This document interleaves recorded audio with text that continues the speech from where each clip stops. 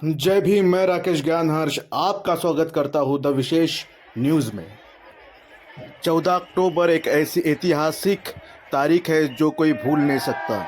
महामानव परम पूजनीय डॉक्टर बाबा साहब आम्बेडकर ने इसी दिन लाखों अनुयायियों को बौद्ध धर्म की दीक्षा दी थी।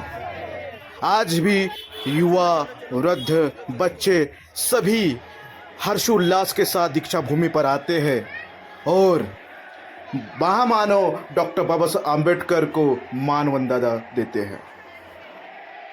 66वां धम्म चक्र प्रवर्तन दिवस पूरे भारतवर्ष में मनाया जा रहा है। साथ ही पूरे विश्व में बाबा साहेब को मान वंदना दी जा रही है।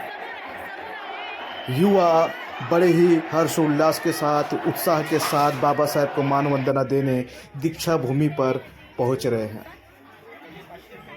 दीक्षा भूमि पर युवा अनोखी तरीके से बाबा साहेब को मान वंदना देते हैं।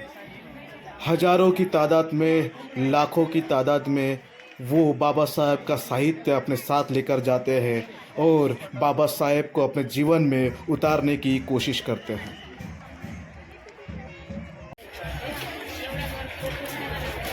जय भीम, नमोदाय। मैं राकेश ज्ञानहर्ष आपका स्वागत करता हूँ द विशेष न्यूज़ में। 14 अक्टूबर 1956 को डॉक्टर बाबा साहेब आम्बेडकर ने इस दीक्षा भूमि, पवित्र भूमि पर बुद्ध अनुयायियों को धम्म दीक्षा दी थी। आज 14 अक्टूबर है। आज के दिन आप जो है देख सकते हो कि जो बुद्ध अनुयायी है, बाबा साहब को मानने वाले जो लोग हैं, वो दीक्षा भूमि पर आए हुए हैं। और साथ ही साथ भारतवर्ष में हर जगह कहीं ना कहीं आज के दिन ये प्रोग्राम हो रहा है, जहाँ पर बुद्ध अनुयायी और बाबा साहब को मानने वाले लोग जो है बाबा साहब को मान वंदना देने जा रहे हैं। इसी बीच जो दिल्ली में जो राजरत्न आम्बेडकर जी है, उन्होंने जो 22 प्रतिज्ञा 10,000 लोगों को दी थी, और 22 प्रतिज्ञा पर जो कुछ विवाद हो रहा है पूरे भारतवर्ष में, वो भी आप सभी को पता है। तो बाबा साहब को अगर मानना है और बुद्ध धर्म को अगर मानना है तो बहुत ज़रूरी हो जाती है बाबा साहब द्वारा दी गई 22 प्रतिज्ञा। तो आइए जानते हैं यहाँ पर लोगों से कि वो दीक्षा भूमि पर आए हैं तो 22 प्रतिज्ञा को जो है वो आत्मसात करते हैं क्या। दीक्षा भूमि, पवित्र भूमि पर लाखों अनुयायी आज जो है मान वंदना देने के लिए आए हैं और मेरे साथ कुछ बुद्ध अनुयायी है। आइए उनसे बातें करते हैं। सर, दीक्षा भूमि पर कितने सालों से आप आ रहे हैं? हम तो यही नागपुर के पास कापड़खेड़ा रहते हैं और हमारा जब भी 14 अक्टूबर का कार्यक्रम होता है तो हम दीक्षा भूमि पर आते हैं। अब वो जब से यहाँ नागपुर में हैं हम तब से आते ही रहते हैं। जी जी। जैसे कि दिल्ली में राजरत्न आम्बेडकर जी ने 10,000 बौद्ध अनुयायियों को दीक्षा दी थी और उसके साथ जो है पूरे भारतवर्ष में एक बवाल मच चुका है कि बौद्ध जो लोग हैं वो कहीं ना कहीं हिंदू विरोधी है और साथ ही साथ जो है हिंदू धर्म के खिलाफ वो हमेशा कुछ न कुछ बोलते रहते हैं। तो इसके बारे में आप क्या कहना चाहते हैं? बाबा साहब ने 14 अक्टूबर को धम्म दीक्षा दिया और उसी में 22 प्रतिज्ञा दिया था, तो तब तो किसी ने इसका विरोध नहीं किया। मगर अब 22 प्रतिज्ञा स्टेज पर आकर के लोगों को धम्म दीक्षा देकर दी जा रही है, फिर अब ये विरोध क्यों किया जा रहा है? वो इसलिए किया जा रहा है कि अभी बीजेपी की सरकार है और वो हिंदूवादी सरकार है, इसलिए वो इसका विरोध कर रही है। पहले तो ऐसा नहीं हुआ। जब बाबा साहब ने अभी से भी 22 प्रतिज्ञा अभी की है क्या? अभी की तो नहीं है ना।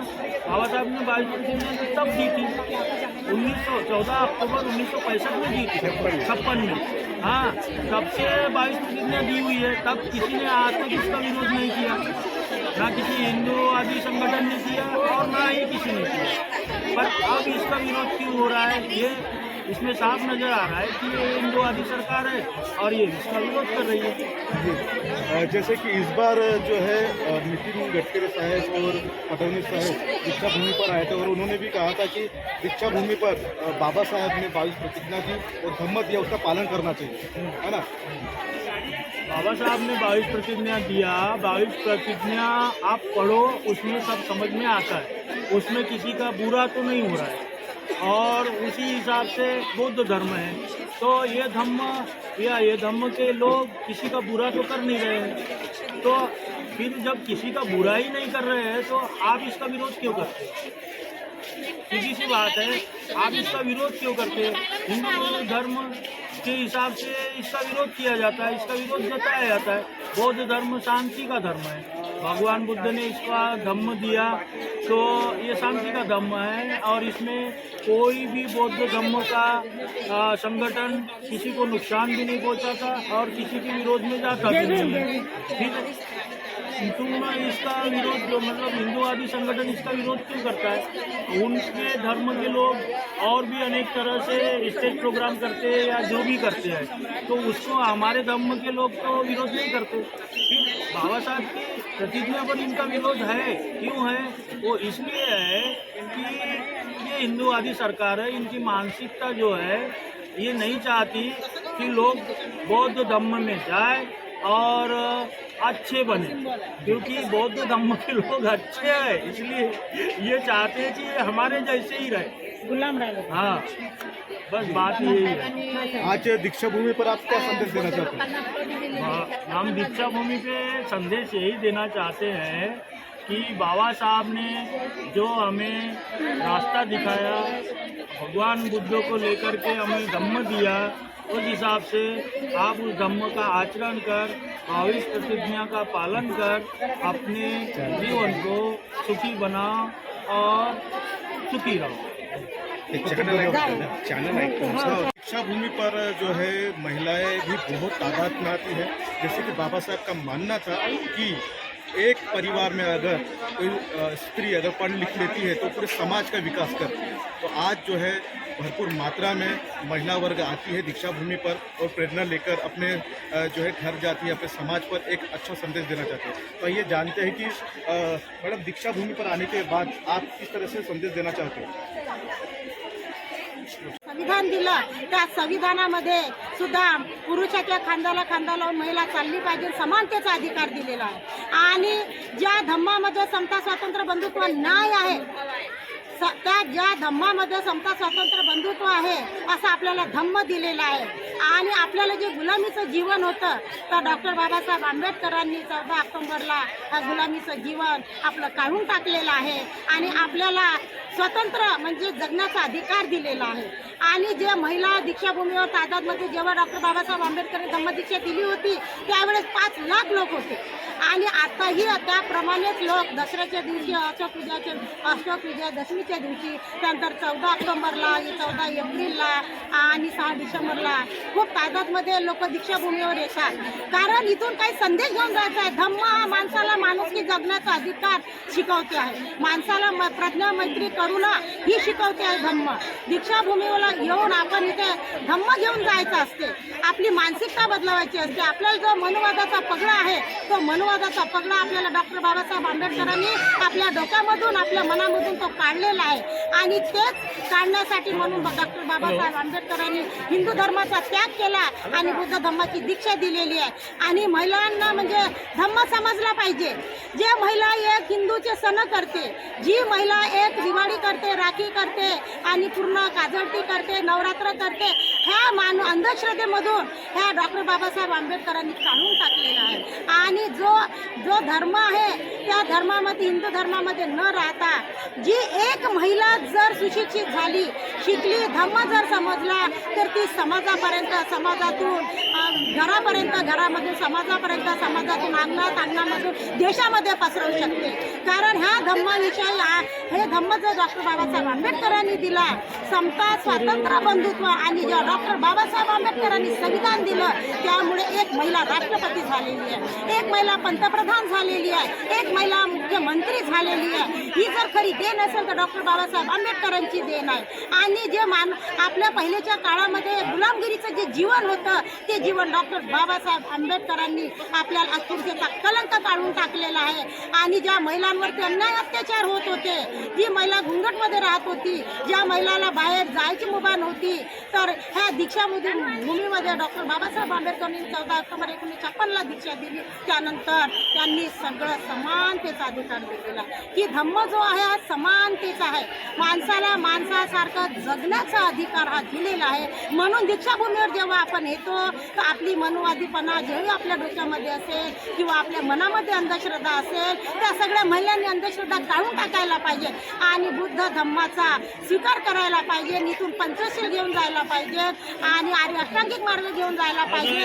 आणि डॉक्टर बाबासाहेब आंबेडकरांनी ज्या 22 प्रतिज्ञा दिलेल्या आहे तो 22 प्रतिज्ञेचा तंतोतंत पालन केलेलं पाहिजे. कारण डॉक्टर बाबासाहेब आंबेडकरांना माहिती होती की माझा समाज हा जागृत नाही आहे आणि अंधश्रद्धेकडे जाईल आणि हा जो मी 22 प्रतिज्ञा देईल तर माझा समाज हा 22 प्रतिज्ञा वाचेल आणि अंधश्रद्धा खत्म करून टाकेल आणि बुद्ध धम्माचा प्रचार आणि प्रसार करेल आणि त्यानंतर तो धम्म जगात पावेल. म्हणून त्यांनी डॉक्टर बाबासाहेब आंबेडकरांनी 22 प्रतिज्ञा, जो पण 22 प्रतिज्ञा पालन करत तो खरंच बुद्ध झाल्याशिवाय होणार नाही. आणि 22 प्रतिज्ञेचा जो विरोध करेल त्यांना माहीत आहे की जर 22 प्रतिज्ञा तंतोतंत पालन केलं तर आमचा हा हिंदू धर्म वाढणार नाही. त्यांना कारण त्यांची राज्यामध्ये, केंद्रामध्ये आणि महानगरपालिकेत त्यांची सत्ता आहे म्हणून ते विरोध करतात. आपल्याला त्यांचं घ्यायचं नाही, आपल्याला काय करायचं आहे हे आपण निर्णय घेतला पाहिजे. कारण डॉक्टर बाबासाहेबांनी जो 22 प्रतिज्ञा खूप जोमाने लिहिलेल्या आहेत की माझा हा भोळा समाज आहे हे उलट्या दिशेने न जाता सरळ दिशेने आला पाहिजे.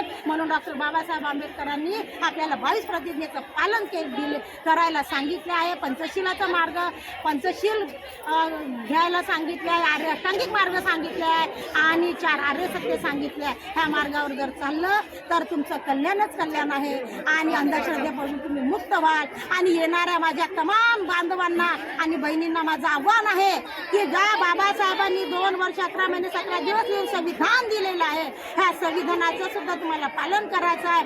आणि ज्या डॉक्टर बाबासाहेब आंबेडकरांनी बुद्ध आणि धम्म यांचा ग्रंथ लिहिलेला आहे यांचं तुम्ही पठण करता हे सुद्धा तुम्ही आत्मसात करायला पाहिजे. आणि दीक्षाभूमीवर येणाऱ्या माझ्या तमाम बंधू आणि भगिनींना सांगण्याची माझी आहे की अंधश्रद्धेमधून मुक्त व्हा आणि 22 प्रतिज्ञेचं पठण करा आणि आपल्या मुलांना सुद्धा सांगा. पंचशील म्हणा आणि त्याचा अर्थ सुद्धा तुम्ही समजावून सांगा. वंदनेचा अर्थ समजावून सांगा. दर रविवारी विहारात सुद्धा आपल्या मुलांना घेऊन चला आणि अंधश्रद्धेला बळी जाऊ नका. आणि हा निर्णय पक्का इथून दीक्षाभूमीवरून घेऊन जा. बाबासाहेबांना हेच अपेक्षित होतं की भारत मी बुद्धमय करेल. हे बाबासाहेबांना अपेक्षित होतं तर आपल्याला भारत बुद्धमय करायचं आहे. आणि ह्या पवित्र दीक्षाभूमीवरून आपल्याला हाच संदेश घेऊन जायचा आहे की मला पंचशील ग्रहण करायचा आहे, 22 प्रतिज्ञा ग्रहण करायचा आहे. माणसाला माणसासारखा जगण्याचा अधिकार, समानतेचा अधिकार दिला आहे तो मला द्यायचा आहे. आणि सगळ्यांना मला मैत्री, प्रेम, करुणा यांनी मला वागायचं आहे आणि एकामेकाशी माझी मैत्री असली पाहिजे. हा संदेश बाबासाहेबांनी दिलेला आहे. आणि एवढंच मी सांगते की माझ्या माझ्या सगळ्या महिलांना आवाहन करते की जर एक शिक्षिका, तुम्हाला माहिती आहे की महिला जर सुशिक्षित झाली तर ते परिवाराला सुशिक्षित करते.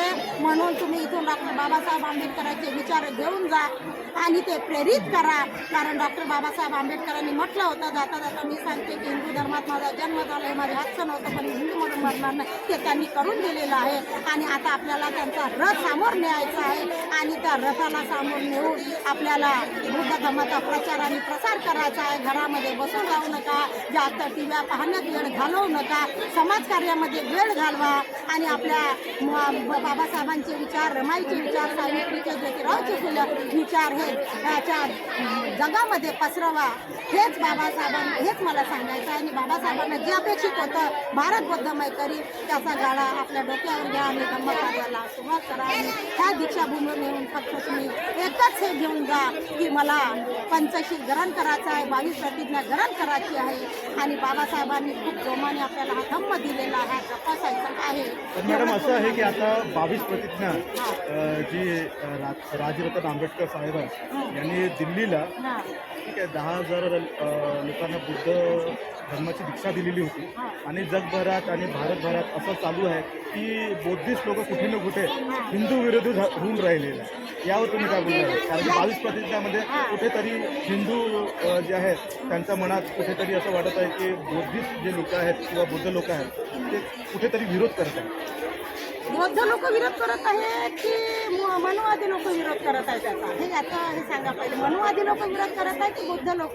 जर बौद्ध लोकांनी जर विरोध केला असता 22 प्रतिज्ञेचा तर डॉक्टर बाबासाहेब आंबेडकरांनी खूप विचारांनी त्या 22 प्रतिज्ञा दिलेल्या आहेत. हिंदू धर्माचे लोक काही म्हणतात हा की जे 22 प्रतिज्ञा बाबासाहेबांनी दिलेल्या हा आहेत हा ते हिंदू विरोधी आहेत. हा तर बरोबर आहे ना, कारण त्यावेळेस आम्हाला गुलामगिरीत लादलं गेलेलं होतं. आम्हाला जीवन जगण्याची पाणी पिण्याची मुभा नव्हती. कारण हिंदू आम्हाला हिंदू म्हणून आम्ही होतो त्यावेळेस जगत होतो. आणि ज्यावेळेस बाबासाहेबांनी 22 प्रतिज्ञा दिल्या तर आम्ही बुद्ध झालो. मग आम्ही जेव्हा बुद्ध झालो 22 प्रतिज्ञेचं जेव्हा आम्ही पालन करून तर त्यांचा धर्म वाढेल नाही ना, त्यांचा धर्म तर नष्ट होईल ना, हिंदू धर्म हा नष्ट होईल ना, म्हणून ते विरोध करतील ना. कारण की ते याच्यासाठी आणि सोबत जे आहेत ते आपल्या लोकांना बुद्धिस्ट लोकांना ते म्हणतात की हे आतंकवादी आहे हा असं त्यांचं बोलणं नाही. आहे. हे बघा, जर बौद्ध लोक जर आतंकवादी असते तर बौद्ध लोकांनी पहिले अन्याय अत्याचार इतका सहन केला असता का, किंवा आम्हाला पाणी सुद्धा पिऊ देत होते. बौद्ध लोक कधी आतंकी राहू शकत नाही, कारण आमचा बुद्धाचा धम्म हा शांततेचा धम्म आहे, मैत्रीचा धम्म आहे, करुणेचा धम्म आहे, प्रज्ञेचा धम्म आहे. तर आम्ही आतंकवादी बनू शकत नाही. कारण त्या हिंदू धर्मामध्ये तिथे बली दिल्या जातात, आमच्या बुद्ध धर्मामध्ये बली दिले जात नाही. हे लक्षात ठेवा. कारण त्यामध्ये त्यांना म्हणजे असं वाटते की आतंकवादी काय आहे, तर आम्ही आतंकवादी जर असतो तर तुमच्यावर आम्ही आक्रमण केलं असतं. पण तुम्ही आमच्या युएनच्या याच्यामधून कोणत्या ना कोणत्या याच्यावर तुम्ही आम्हाला आक्रमण करता.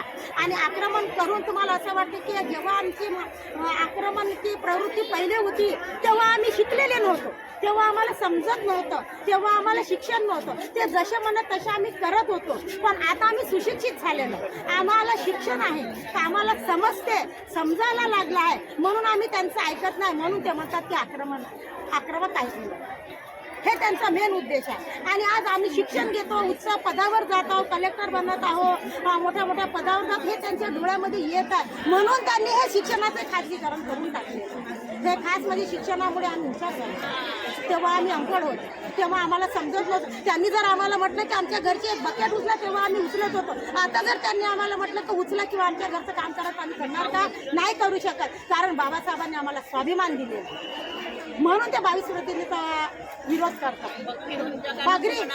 बाबासाहेबांनी म्हटलं होतं की माणूस किती दिवस जगला याला अर्थ नाही, माणूस कसा जगला याला अर्थ आहे. एक दिवस वाघासारखं जगा. आम्ही वाघ झालोय, आम्हाला बाबासाहेबांनी वाघ बनवलेला आहे. म्हणून त्यांना असं वाटतं की आम्ही आक्रमण वृत्तीचे नाही आहोत. कारण आम्हाला तेव्हा शिक्षण नव्हतं ना, आम्ही आता गुलामीचं जीवन जगत नाही, आम्ही त्यांचं ऐकत नाही, म्हणून ते आमच्यावर काही ऑब्जेक्शन घेऊ शकतात. हा त्यांचा मेन उद्देश आहे. दीक्षा भूमि पर जिस तरह से उत्साह देखने को मिल रहा है, बच्चे हैं, बूढ़े हैं, महिलाएं हैं, बहुत ही उत्साह में यहाँ पर आ रहे हैं. और मेरे साथ जो है व्यक्ति जुड़े हैं, बहुत ही जो है बुद्ध धर्म का उन्होंने अध्ययन किया है. आइए जानते हैं कि आज सब देश भर में, भारत देश में जिस तरह से जो है एक तरह का माहौल बनाया गया है बुद्धों के खिलाफ, कि कहा जाता है कि 22 प्रतिज्ञा कहीं ना कहीं जो है भारत देश में अगर आप लाते हो तो कहीं ना कहीं आप जो है हिंदू धर्म का जो है आप एक विरोध कर रहे हो. तो इसके ऊपर आप क्या बोलना चाहते हैं? सबसे पहले तो विशेष न्यूज चैनल के निर्माता आपको मेरा सबसे पहले नमो बुद्धाय, जय भीम. और यहाँ उपस्थित सभी मेरे देश के पूरे यानी भारतवर्ष के और विशेष करके नागपुर के जो मेरे अम्बेडकरी बौद्ध भाई बहन यहाँ उपस्थित आए हैं, बहुत बड़े प्रचंड श्रद्धा से यहाँ दीक्षा भूमि इस हमारे मिट्टी को, जिस मिट्टी ने मानवता सिखाई है, इंसानियत का पाठ सिखाया है, और जिस मिट्टी ने समता, स्वातंत्र्य, बंधुत्व और न्याय, एक संवैधानिक तत्वों की एक ऊर्जा बाबा साहब अम्बेडकर जी ने भारत के संविधान में हमको यानी दिलाई है. और ये भारत का संविधान ये क्या है? भारत का संविधान यानी भगवान बुद्ध का, तथागत का एक आदर्श आचार संहिता है. ये हमारा ग्रंथ है.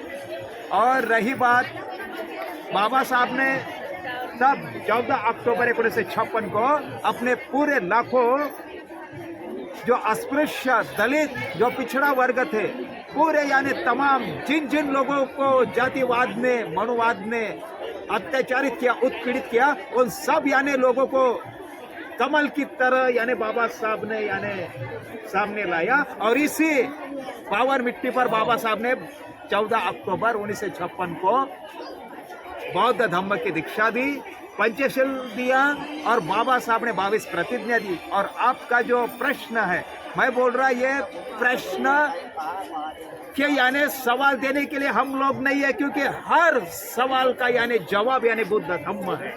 हम किन किन के यानी प्रश्न के यानी उत्तर देंगे? 22 प्रतिज्ञा का हम यानी उच्चारण करते हैं तो वो लोग यानी बंदी बनाते हैं।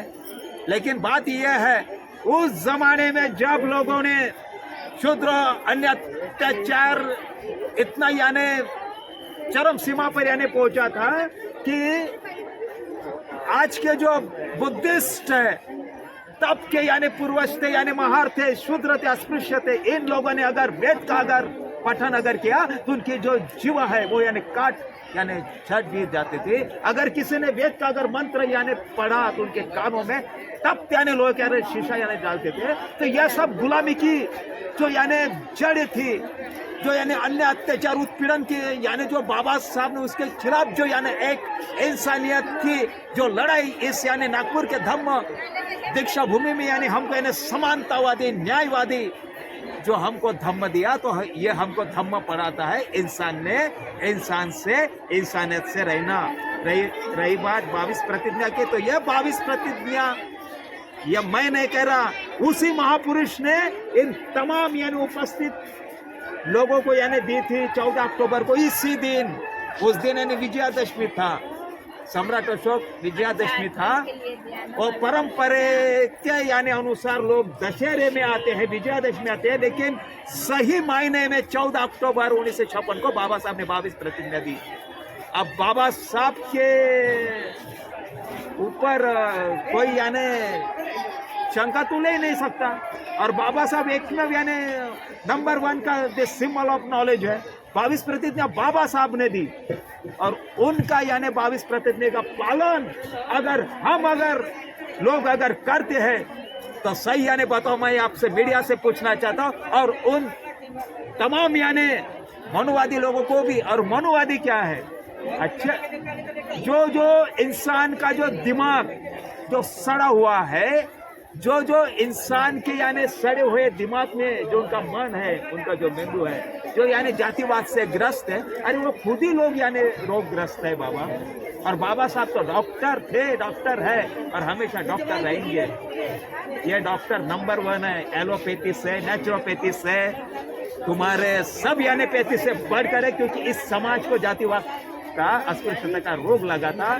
और बाबा साहब अम्बेडकर ब्राह्मण के खिलाफ नहीं थे, बाबा साहब ने कहा, क्योंकि उनकी जो गलत विचारधारा है, जो यानी जो अधर्मवादी, जो यानी धर्म के नाम पर जो पाप करते हैं, शिक्षा का अधिकार, पानी पीने का अधिकार जो नाकारते हैं, मानवीय मूलभूत अधिकार, वो अधिकार जिस शास्त्र ने नकारा है उसी मनुस्मृति को बाबा साहब ने जलाए हैं। और बाबा साहब ने 14 अक्टूबर को मैं 22 प्रतिज्ञा का यानी पालन करना चाहता हूँ, बाबा साहब ने खुद दी है।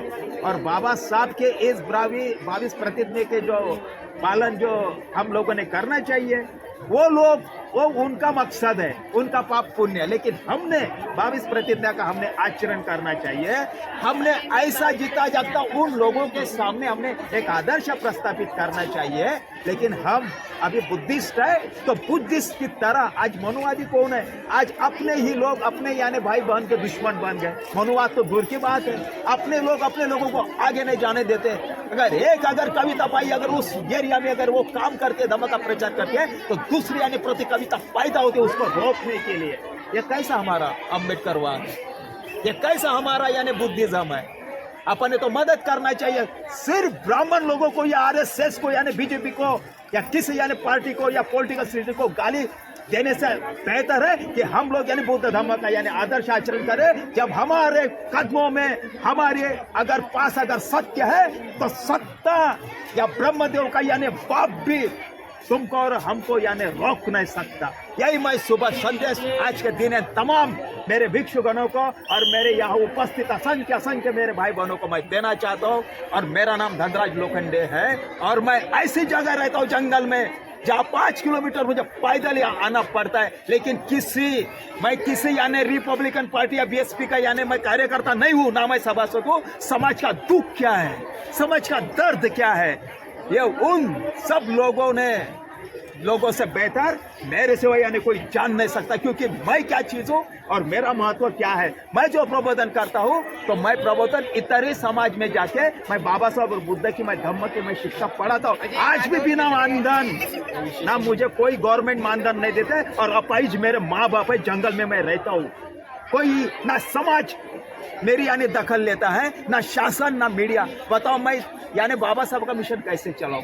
जब तक जिंदा हूँ, सांसें चलती है, तब तक तो मैं बुद्ध धर्म का प्रचार प्रसार करता हूँ। लेकिन आज मैं ये आह्वान करता हूँ मेरे हाथ जोड़ के भाई बहन को, मेरा जो विचार है आपके दिन विशेष न्यूज के माध्यम से पूरे देश के यानी कोने कोने में गली गली में, चाहे वो गली रहे चाहे वो दिल्ली रहे, एक मैं निर्धन प्रबोधनकार मानुष है। मेरा नाम धनराज है, मगर मेरी जो सबसे बड़ी जो धन दौलत है वो मेरा समाज है। उनके आंसू वो यानी मेरे आंसू हैं और उनका जो यानी दुख है ये मेरा दुख है। क्योंकि यानी खून से बढ़कर यानी ये धम्म का रिश्ता है, ये सब यानी मेरा परिवार है भाई साहब। और मेरा परिवार अगर दुख अगर दर्द में रहेगा तो मेरे जैसे इंसान कभी सह नहीं सकता। और बाबा साहब ने कहा है बेहतर है मर जाना, जिस यानी तुम्हारे जीवन जगने में स्वाभिमान नहीं है, इंसानियत नहीं है, तो क्या उपयोग है। लेकिन बाबा साहब ने कहा शेर बनकर यानी जीना। अभी हम देखते हमारे भी समाज में एमए हो गए, पीएचडी हो गए, बहुत बड़े बड़े लोग हो गए, धनवान हो गए, मगर हमारा पैसा कहाँ जा रहा। हम बाबा साहब की जयंती तो हम उत्सव हम मनाते हैं, मगर बूंदी अगर थोड़ी सी अगर नहीं मिली, थोड़ा सा नमक अगर कम हो गया, किसी के पास पैसा रहता नहीं रहता, कोई अगर नहीं दिया तो उनको तुम यानी बहिष्कृत करते हो। ये कैसा अम्बेडकरवाद? अरे अम्बेडकरवाद अगर तुमको अगर आगे अगर ले जाना चाहिए तो इधर जो मेरे भाई बहन है, आदिवासी है, तेली है, कुंड है, मराठा है, बाबा ब्राह्मण या मुसलमान है, उन सबको यानी बुद्ध का धम्म उनको प्यार मैत्री और करुणा से हमने पेश आना चाहिए। यही मैं संदेश देना चाहता हूँ और आपके माध्यम से उन लोगों को भी यानी आखिरी बार मैं चेतावनी देता हूँ और हाथ जोड़ के नमन करता हूँ कि कभी आइए इस मिट्टी में, ऊपर से क्या बोलते हो दिल से बोलिए, दिमाग से मत सोचिए। बाबा साहब ने तुम्हारे भी लिए सब कुछ किया, ओबीसी लिए बहुत कुछ किया, मगर इस गवर्नमेंट ने बाबा साहब ने इतर समाज के लिए क्या किया ये यानी मीडिया के सामने नहीं लाया। हमारे लोग बोलते हैं हमारे पास मीडिया नहीं है, हमारे पास मीडिया नहीं है, बात सही है। हमारे हाथ में सिर्फ दारू की बोतल है। पहले यहाँ के दारू की यानी तुम शराब छोड़ो, सब पूरे चुटकी सर के तुम्हारे प्रॉब्लम्स यानी सॉल्व हो सकते हैं। यही मेरा संदेश है। बस जय भीम, धन्यवाद। दोस्तों भिक्षा भूमि से जो है इस प्रकार से बुद्ध अनुयायी कुछ न कुछ एक जो है नॉलेज और बाबा साहेब को जानकर यहाँ से जाते हैं। बाबा साहेब को मानने वाले लोग जो है वो बस यही चाहते हैं कि समाज में कहीं ना कहीं समता बंधुता और न्याय मिले। ये हमारे साथ यहाँ पर जुड़ चुके हैं और जो है वो हमेशा कुछ न कुछ नागपुर में जब भी कुछ क्रांति होती है, आंदोलन होता है या उपदेश कहीं होते हैं या किसी भी प्रकार का सम्मेलन अगर होता है तो वो जरूर जाते हैं और उनके जो है हमेशा गले में एक पट्टी दिखती है। तो आइए देखते हैं कि आज जो है उन्होंने क्या कुछ लिखा है। उन्होंने लिखा है कि 14 ऑक्टोबर धम्मचक्र प्रवर्तन दिनानिमित्त माझ्या सर्व भारतवासियांना हार्दिक शुभेच्छा। डॉक्टर बाबासाहेब आंबेडकर म्हणाले होते की सुशिक्षित समाज माझ्या कार्यापासून दूर जाईल, परंतु असुशिक्षित माणूस माझ्या कार्याला साथ देईल। बाबासाहेबांचा गद्दार नालायकांना जुते चप्पल मारा, केंद्रीय मंत्री रामदास आठवले यांनी बाबासाहेबांनी जबरदस्ती दीक्षा घेतली असे म्हणून त्याचा अपमान केला. अशा नालायकांना जुते चप्पल मारा. दीक्षाभूमीची जमीन डॉक्टर बाबासाहेब आंबेडकर यांच्या बौद्ध समाजाला स्वाधीन करा. दीक्षाभूमी स्मारक समितीमधील 4 ब्राह्मणांना तत्काळ हटवा. बाबासाहेबांनी दिलेले 22 प्रतिज्ञांचं पालन करा. मी ब्रह्मा विष्णू व महेश यांना मानणार नाही. मी राम व कृष्ण यांना मानणार नाही व त्यांची उपासना करणार नाही. मी गौरी गणपती व हिंदू धर्माच्या देवी देवतांना मानणार नाही व त्यांची उपासना करणार नाही. विलास सूर्यवंशी इनका जो है ये कहना है इस माध्यम से. तो आइए जानते हैं कि क्या कुछ जो है और बताना चाहेंगे. इनका बड़ा ही अनोखा अंदाज होता है. ये सिर्फ अपने गले में एक पट्टी जो है बांध कर जो है घूमते हैं और हमेशा संदेश देना चाहते हैं कि वो जो है क्या बोलना चाहते हैं. जब भी उनसे कुछ पूछा जाता है तो डायरेक्ट ये पट्टी बताते हैं और कहीं ना कहीं जो है लोग ये उनके गले में जो पट्टी देखते हैं उसके बाद में लोग पढ़कर जो है भावनिक हो जाते हैं और सही में एक जो है जो प्रश्न है उनके दिमाग में घूमता है कि क्या सच में ये चीज़ होनी चाहिए. दोस्तों ये थे विलास श्रीराम सूर्यवंशी जी. दीक्षा भूमि पर बहुत ज़्यादा प्रमाण में यूथ आता है और आइए हम जानते हैं कि जो यूथ है वो बाबा साहेब को किस तरह से मानवंदना देता है. तो आपका नाम क्या है? साहिब, किस तरह से आप बाबा साहेब को मानवंदना देना चाहते हैं? 14 ऑक्टोबर 1956 रोजी डॉक्टर बाबासाहेब आंबेडकरांना ह्याच दीक्षाभूमीवर दीक्षा दिलेली आहे. तरी आमचा असा मेसेज आहे की सगळ्यांपर्यंत आम्ही फ्लायर पोचवावे जेणेकरून व्हिजिटिंग कार्ड वगैरे आमचे दीक्षाभूमीचे सगळे आणि पॉम्पलेटद्वारा आम्ही ॲडव्हर्टायझिंग करतो. असं जे भरपूर आज लोक आलेले आहेत 14 ऑक्टोबर 1956 रोजी ह्याच भूमीवर जेणेकरून पूर्ण दीक्षा दिलेली आहे आणि इथूनच आम्हाला प्रोत्साहन सगळ्यांना मिळालेलं आहे. तर ही आम्ही दीक्षाभूमी अजून आमचं उंचीवर जर विदेश श्रीलंका वगैरे अजून विदेशापर्यंत आम्ही पोचवण्याचा प्रयत्न करणार. त्याच्यानंतर अजून आता चिचोलीला पण एकदम चांगलं बनलेलं आहे. श्रीलंका साईड पूर्ण कुठे आपल्याला बाहेर जायची नाही विदेशमध्ये नाही कुठे आपल्या देशामध्ये संपूर्ण देशामध्ये सगळं बनलेलं आहे. दीक्षाभूमी आहे, त्याच्यानंतर ड्रॅगन पॅलेस आहे, तरी शांतीवन चिचोली असे भरपूर प्रकारे आपलं ॲड आहे. तरी मी एवढंच बोलतो. जय भीम.